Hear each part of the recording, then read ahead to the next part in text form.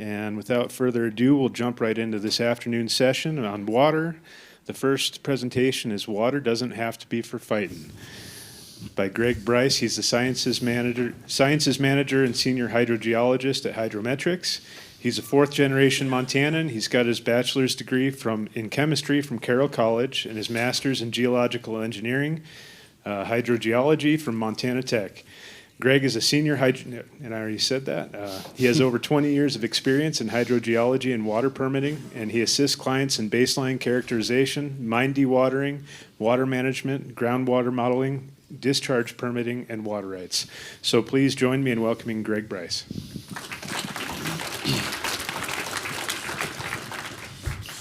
All right, thanks, Steve. Appreciate the introduction, and thank you all for being here today. Today's talk on water doesn't have to be for fighting. I know many of you would laugh at that, and probably did when you saw it, because oftentimes that's what we're doing, is fighting over water. And the history is that we have fought over water for a long time. And more recently, we think about fighting over water in the legal front, and back in when water rights started first coming into Montana, I'm sure there was more than just the legal front that we fought over waters. And I found out just a couple years ago that actually that still happens today. I had two ranchers that were fighting over. One rancher was taking too much water out of the ditch, and the other one thought that he was under his right of taking it, and it got heated and more and more, and sooner or later a shovel went flying towards one of them. And luckily the guy missed, and no one got in too much trouble for it, but it's still a heated topic. But in this circumstance, we found a way to have a cooperative approach for the Black Butte Copper Project to work with landowners in the area that have irrigation water rights for their water right mitigation plan. So this is a picture of my grandfather, just a little history about myself. He often said these two sayings. So number one, whiskey is for drinking, water is for fighting. And I always thought that was something that he made up, but come to find out that was attributed to Mark Twain, which seems reasonable.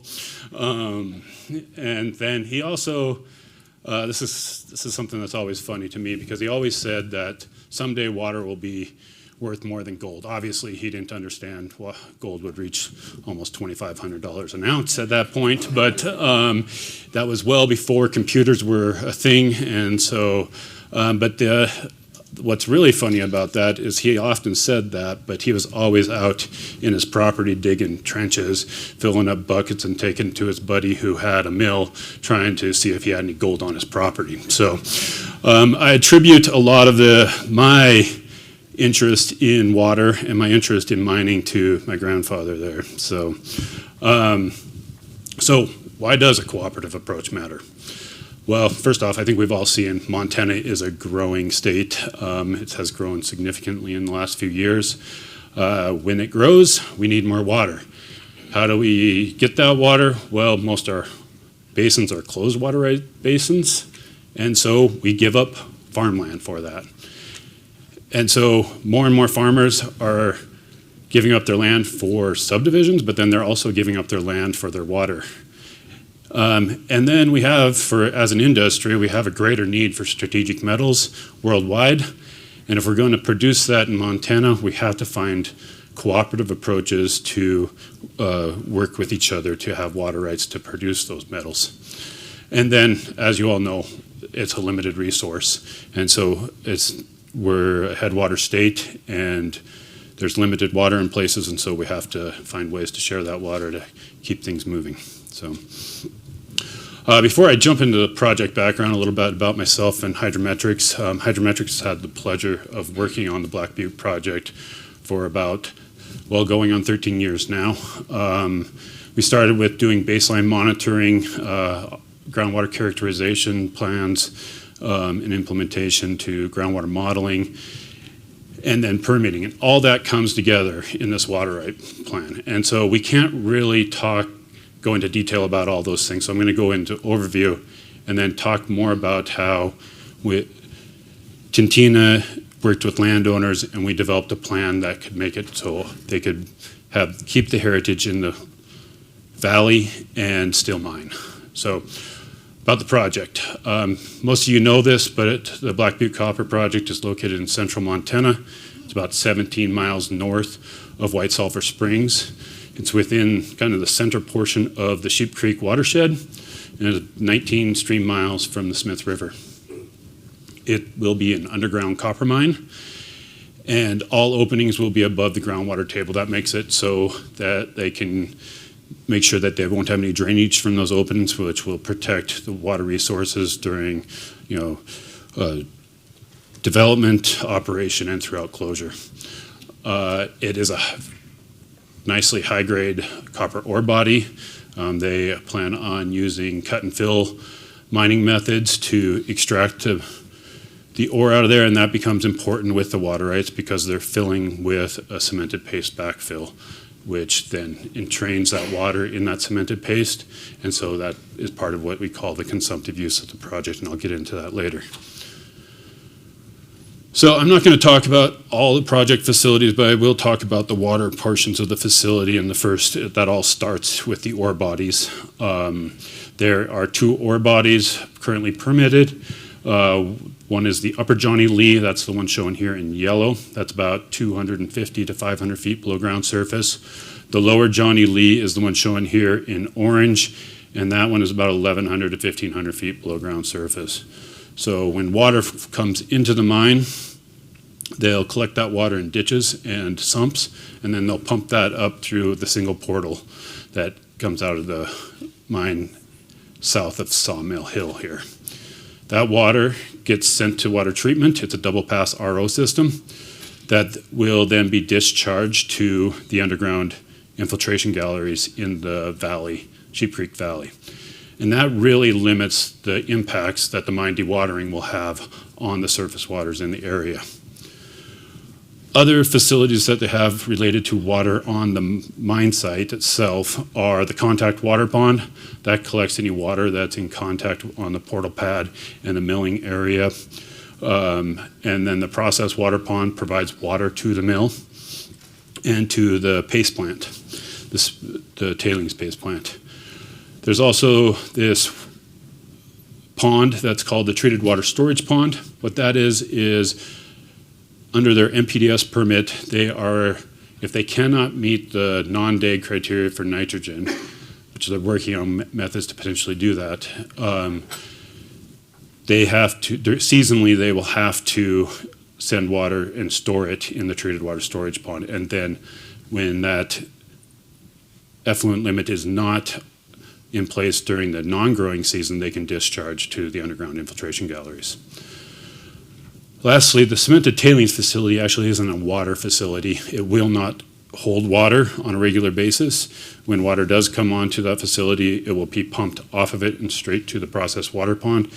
But it is, again, a cemented tails, so that gets pumped with water to the facility, and then when that sets up, it entrains that water. And so that is another place, like the underground workings, where water is used in the project.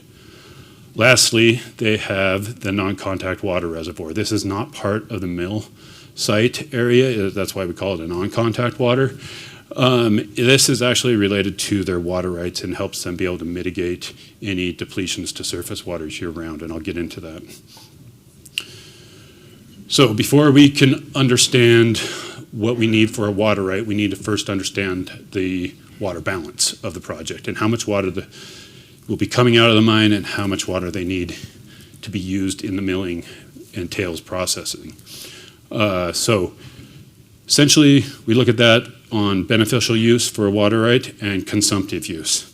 For the beneficial use, that's how much you can actually use on either an average basis or a maximum basis. So the beneficial use is any water that is sent to the mill or to the process water pond. The water that's treated through the water treatment plant and then sent to the underground infiltration galleries is not a beneficial use.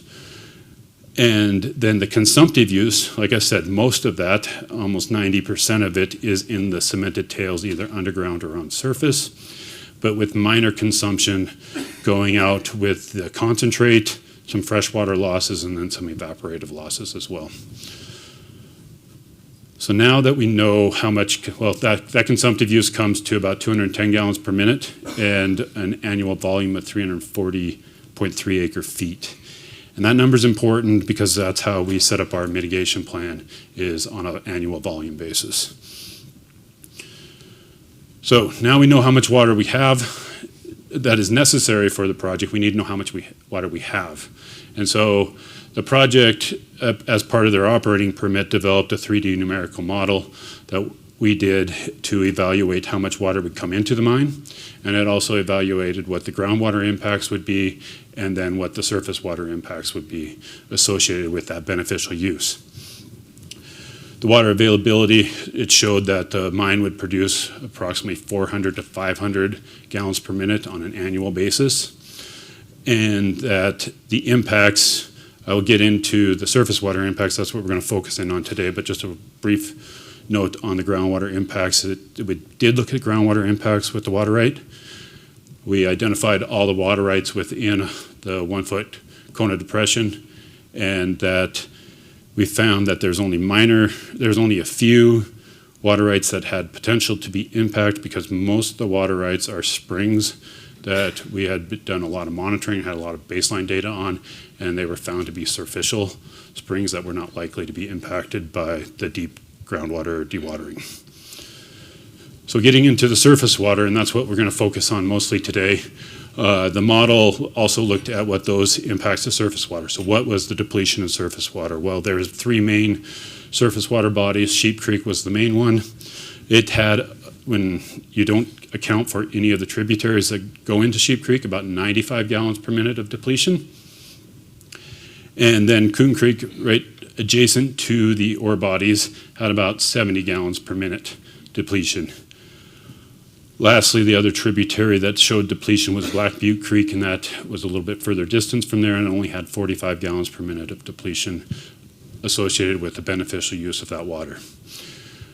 When you get to the confluence of Sheep Creek and Black Butte, that all accumulates to a total of 210 gallons per minute of depletion that needs to be mitigated.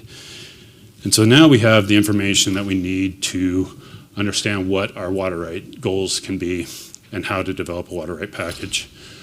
These first 2 goals are goals you have to do. I mean, you need a water right that's going to provide the water for the mining needs. That's just obvious. And then the other one is legally bound, that you have to fully mitigate all impacts from your beneficial use. And those directly relate to your consumptive use of the project. But Tintina, specifically Jerry Zig, came to me and added another goal for the project. And that was a goal that they wanted to maintain ranching in the Sheep Creek Valley, because that heritage has been there for centuries. And so we had another goal to work with ranchers to have as minimal impact to their operations as possible, but possibly still use some of their water rights to mitigate these depletions. So the water right package looked as followed. It has a groundwater right. That's for the beneficial use of water that comes out of the mine, and that's used in the milling process. Then we have a surface water right that will be used to mitigate or offset the stream depletions. And then 6 change applications where we had irrigation water rights that we changed the purpose, or added a purpose is what we did to them. The purpose is, the legal name is called marketing for mitigation. Essentially, they lease their water on a temporary basis to Black Butte to be able to use that water to mitigate their depletions associated with their water beneficial use. So the surface water right is actually a unique water right, because the Black Butte Copper Project is located in the what's called the Upper Missouri River closed basin. So it means it's close to surface water appropriation. So you can't have any more surface water appropriations in there. That's a legislative closure. But it does have an exemption on that. And that's if water during high spring flows are higher than the water rights on the stream downstream of where you're going to pull that diversion, then you can get a water right for that. And so we got what's called a high spring flow surface water right for that purpose. And how that works is the diversion is located right around here, and when water is above the allotted water rights downstream of that diversion, and we looked at what the flow was at the confluence of Moose Creek and Sheep Creek, because there's only one water right in this section, and during high spring flows we know we would meet that. So when those get above approximately 89 CFS, then we can turn on this high spring flow water right and fill up the non-contact water reservoir. So that right is limited to May, June, and July. It's only a portion of July that you could actually use it, but there are certain years that we would have sufficient water in July for that. The water right, the maximum flow rate is 7.5 CFS. We looked at that it comes out of a wet well, so we looked at what the capabilities of a pump could do and how quickly we could fill up the non-contact water reservoir for that purpose. And then that is used for mitigation of the beneficial uses. But where the cooperative approach comes in is with the irrigation water rights. And so we did a survey of all the water rights in the basin. We identified senior water rights that Black Butte Copper could lease for temporary basis to offset their depletions. And those are the depletions only for the beneficial water use. There are two landowners that were in agreement that came to agreement with Black Butte on this, and they allowed them to use these parcels of land. But we weren't going to just use all of those parcels of land. The idea is to actually use them on a rotational basis so that we can keep the crop viable year to year and after the mine has gone into closure.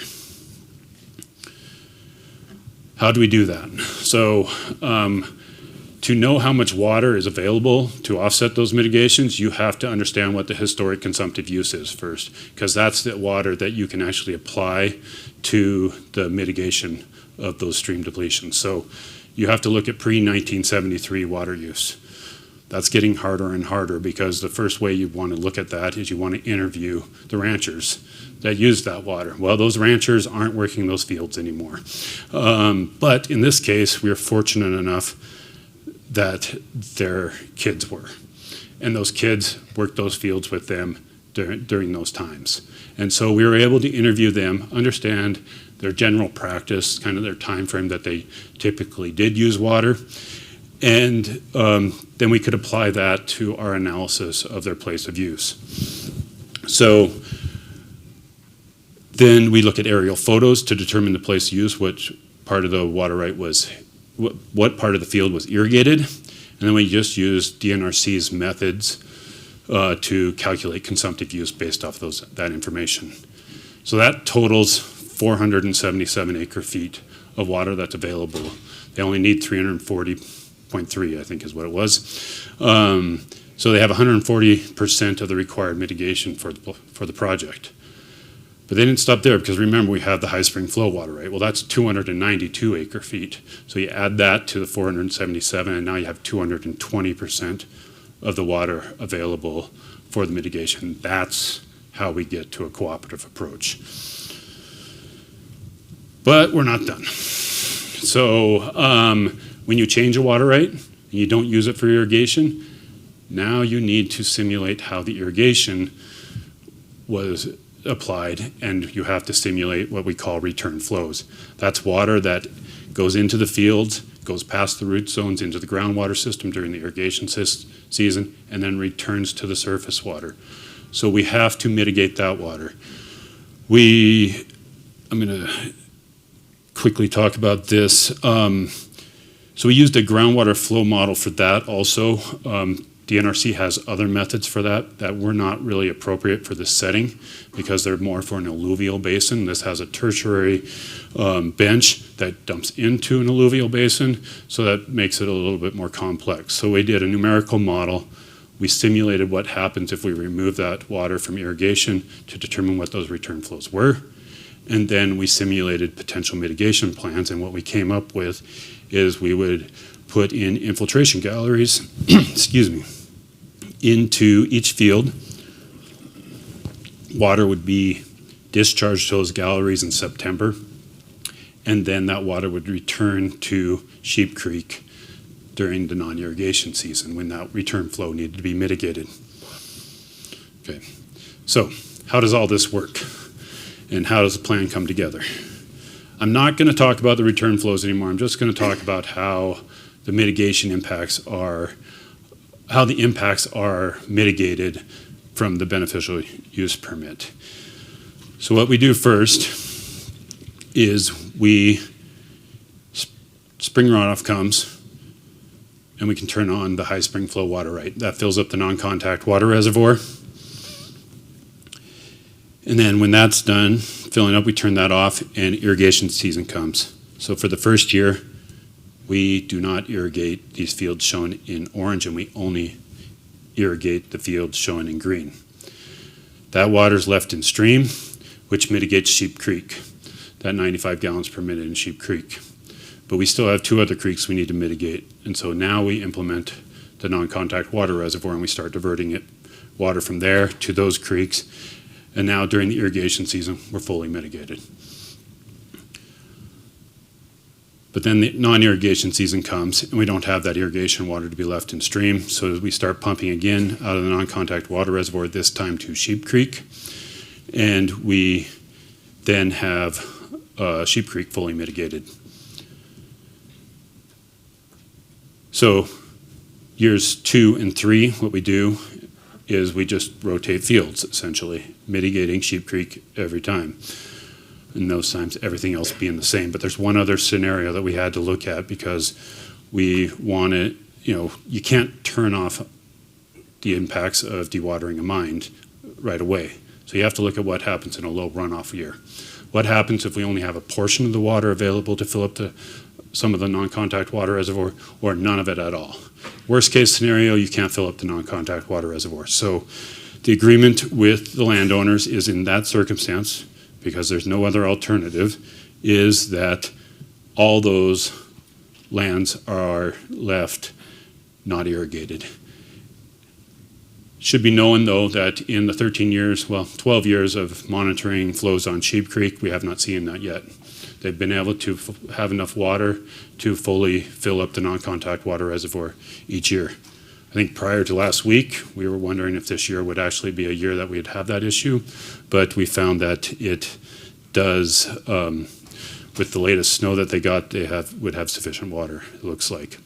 But what that does is, now we fill up the water from those streams, from those irrigation waters to the non-contact water reservoir, and then we manage the system the same way.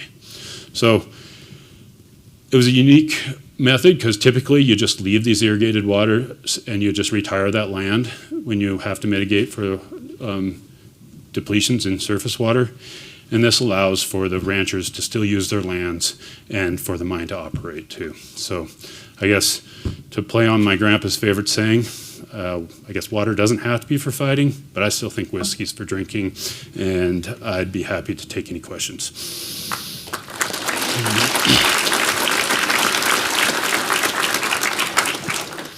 Over here. Have you had to look at the temperature balance of all of this water? Temperature is an issue when you cut to looking at the MPDS portion of the project. For the non-contact water reservoir, temperature is not much of an issue, because we'll be pumping the water from the lower part of the reservoir. And during those months that we are doing that, it's typically going to the 2 tributary drainages, and those are going into underground infiltration galleries, so that will offset any temperature effects also. Were climate change models applied to predict future spring runoff and how that's going to change? There are some predictions on that. We worked with NIPESL on some of their climate evaluations, and they found that they would not significantly change the runoff volume. It might change timing, is what they understood more. It might come really quick. So we'll have to be really careful about paying attention to that. Greg, regarding the non-beneficial use, the dewatering of the mine that doesn't require a water right, is under review by the Supreme Court. Can you address that? I will address that slightly because really what that is an argument over words, the definition of beneficial use. And so I guess what I can say about that is there's not a single mine in Montana that has ever had to apply for a water right for a beneficial use water right to dewater their mine.